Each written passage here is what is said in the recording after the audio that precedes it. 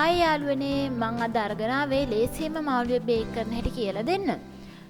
මං අද අරගත්තේ කෙලවල මාළුවේ. මෙතන ග්‍රෑම් 700ක් වගේ තමයි මං අරන් තියෙන්නේ. ඒ වගේම මෙයාට පුරවන්න ඕන දේවල් ටික මම පෙන්නන්නම්. මම මේවා බ්ලෙන්ඩර් කප් එකක් අරගෙන ඒකට සුදුරුණු බික් 7-8ක් දාගන්නවා. ඒ වගේම ඉඟුරු කෑල්ලක් කුරුඳු පොත්තකුත් දාගන්නවා. කුරුඳු හරි රසයි ඒ වගේම සුවඳයි හින්දා. ඊට පස්සේ මම එකතු කරගන්න තේ හැඳි භාගයක් කහ කුඩු. තේ හැඳි එකහමාරක් මිරිස් කුඩු. ඒ වගේම තේ හැඳි භාගයක් ලුණු කුඩු. ඊට පස්සේ සොයා සෝස් තේ හැඳි එකහමාරක් එකතු කරගන්න. ඒ වගේම ගම්මිරිස් කුඩු තේ හැන්දක්.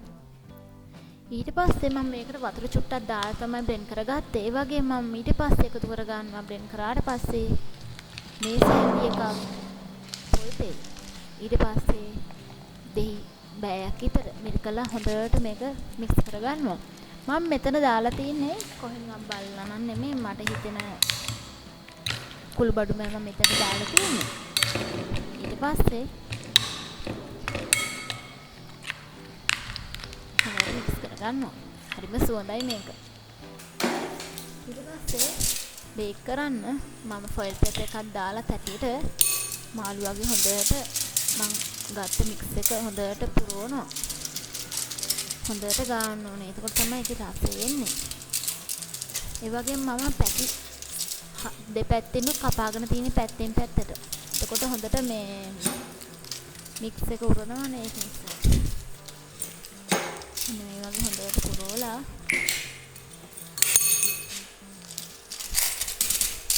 ගාන්න හැමතැනම. ඊට පස්සේ මම හොඳට යාව ෆොයිල් පේපර් එකකින්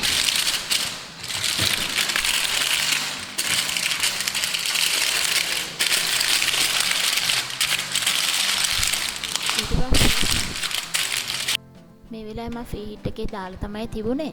ඊට පස්සේ 200ට 220ට උෂ්ණත්වයෙන් දාලා තිනවා. පැය භාගයක්. පැය භාගයකට පස්සේ මම මේක බලනවා.